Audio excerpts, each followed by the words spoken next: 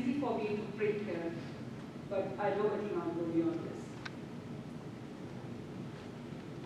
Now, create environment spaces. This is very difficult, very, very difficult. This is what the tigers want. This is what they are looking for, privacy. They are looking for their own homes. They are looking for an area where they don't want to see you. But how many inviolate areas? I don't know if anyone of you know that Supreme Court shut down all the national parks in India. Are you aware? No. For 3 months, there was no tourism. No tourism from June to October. This is the only Supreme Court in the world who can do this. But why were they forced? Should I tell you? You want to hear it? They were paying to do that because they found the declaration of inviolate spaces has not been complied with. There was a direction by the Supreme Court months ago, create some inviolate areas, let the tigers have their own home, let them live peacefully. Once they found there are no inviolate spaces, there are no management plans coming, they immediately ordered all the parks to shut down. There was a huge cry in the court. There are stakeholders, hoteliers, guards, transporters, they all made, I think we became very rich by the year. All the lawyers became rich, they almost earned as much as to open a park for themselves. But finally, after 3 months, when they gave an undertaking that we would comply with this, then only the parks were opened in the month of October 2012. So that is one shock which the park authorities have heard and learned, that there can be somebody. So I'm sure the tigers were very happy that somebody acted on their behalf, acted for the silent victims. Now, restrict human population, which is something now being carried out by various authorities to shift these villages from inside to outside, give them compensations, alternative lands, to have lesser pressure. Then regulate excessive tiger tourism. I'm sure neither David nor Louis is going to be happy about it because they are being victims this year, because not, I'm just joking, because of the excessive tiger tourism, there's a debate. I'm sure if I put this house to the debate, 50% would say it's my right to go and see the tiger, and 50% would think whether we should or we should not.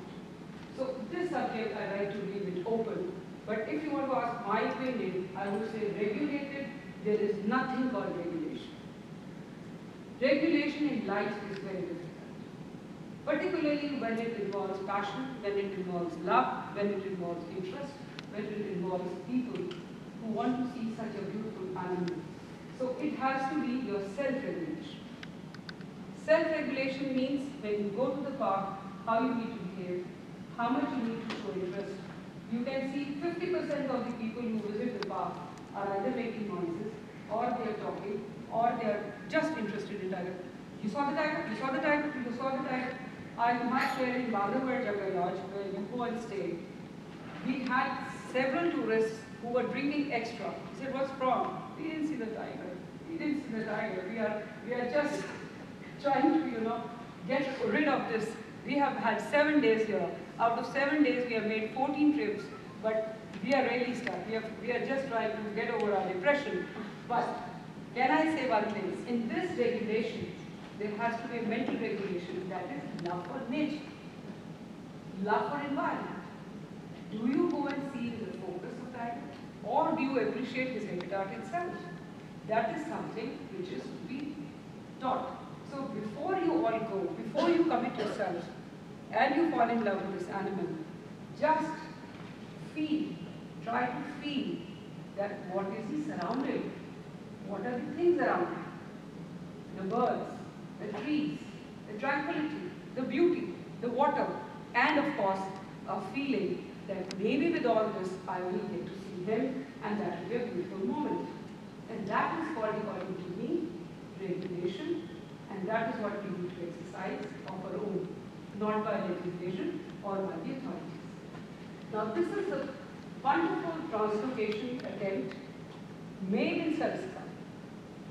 This is the first step. They took the tigers from Ranthambore. This is the first step. They tranquilized them. The tiger is tranquilized for about not more than 30 minutes because tranquilization can also be fatal. So they are getting lifted by the helicopters, then the radio collar is put around the neck so that they are not left unattended. After the tranquilization, see, he is left, after he wakes up, he is left in the wild, and that's how this is the first translocated tiger in Saraska. And now we are happy owner, we can say Indians, we are the happy owners of now 9 tigers in Saraska and 6 in Panam, because translocation has been very successful. So this one of the methods has really yielded results because it was based with good research, good attempt, and good methods.